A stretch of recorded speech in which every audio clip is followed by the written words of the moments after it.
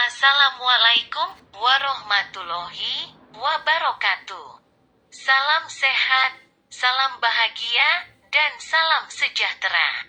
Salam sejahtera buat kita semua. Bismillahirrohmanirrohim. Alhamdulillahirobbilalamin. Ashadu alla ilaha illallah wa ashadu anna Muhammadur Rasulullah. Allahumma sholli ala Sayyidina Muhammad wa ala ali Sayyidina Muhammad. Sahabat yang dirahmati Allah, mari kita berbagi dan belajar bersama-sama tentang pelari maraton internasional. Lomba Maraton Internasional 1986 di New York diikuti ribuan pelari dari seluruh dunia. Lomba ini berjarak 42 km, mengelilingi kota New York. Jutaan orang di seluruh dunia menyaksikan acara ini melalui televisi secara langsung. Ada satu orang peserta yang menjadi pusat perhatian di lomba tersebut, yaitu Bob Willen. Bob seorang veteran perang Vietnam. Ia kehilangan kedua kakinya karena terkena ranjau saat perang. Untuk berlari, Bob menggunakan kedua tangannya untuk melemparkan badannya ke depan. Lomba pun dimulai. Ribuan orang mulai berlari secepat mungkin ke garis finish. Wajah mereka menunjukkan semangat yang kuat. Para penonton terus bertepuk tangan mendukung para pelari. 5 kilometer telah berlalu. Beberapa peserta mulai kelelahan, mulai berjalan kaki. 10 kilometer berlalu. Saat ini mulai nampak siapa yang mempersiapkan diri dengan baik, dan siapa yang hanya sekedar ikut untuk iseng-iseng. Beberapa yang kelelahan memutuskan untuk berhenti dan naik ke bis panitia. Sementara hampir seluruh peserta telah berada di kilometer ke-5 hingga ke-10. Bob Willen masih berada di urutan paling belakang, baru saja menyelesaikan kilometernya yang pertama.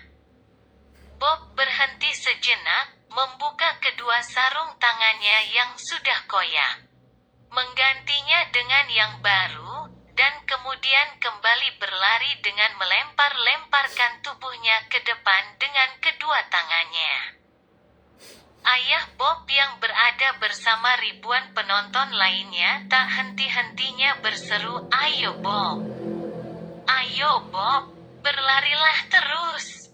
Karena keterbatasan fisiknya, Bob hanya mampu berlari sejauh 10 km dalam satu hari. Di malam hari, Bob tidur di dalam sleeping bag yang telah disiapkan oleh panitia yang mengikutinya. 4 hari telah berlalu, dan kini adalah hari kelima bagi Bob Willen. Tinggal 2 kilometer lagi yang harus ditempuh. Hingga suatu saat, hanya tinggal 100 meter lagi dari garis finish, Bob jatuh terguling. Kekuatannya mulai habis. Bob perlahan-lahan bangkit dan membuka kedua sarung tangannya. Nampak di sana tangan Bob sudah berdarah-darah. Dokter yang mendampinginya sejenak memeriksanya dan mengatakan bahwa kondisi Bob sudah parah, bukan karena luka di tangannya saja, namun lebih ke arah kondisi jantung dan pernafasannya. 4 hari telah berlalu, dan kini adalah hari kelima bagi Bob Willen. Tinggal 2 kilometer lagi yang harus ditempuh. Hingga suatu saat, hanya tinggal 100 meter lagi dari garis finish. Bob jatuh terguling. Kekuatannya mulai habis. Bob perlahan-lahan bangkit dan membuka kedua sarung tangannya. Nampak di sana tangan Bob sudah berdarah-darah. Dokter yang mendampinginya sejenak memeriksanya, dan mengatakan bahwa kondisi Bob sudah parah, bukan karena luka di tangannya saja, namun lebih ke arah kondisi jantung dan pernafasannya. Sejenak Bob memejamkan mata, dan di tengah-tengah gemuruh suara penonton yang mendukungnya, samar-samar Bob dapat mendengar suara ayahnya yang berteriak, "Ayo Bob, bangkit. Selesaikan apa yang telah kamu mulai. Buka matamu, dan tegakkan badanmu. Lihatlah ke depan, garis finish telah di depan mata. Cepat bangun. Jangan menyerah.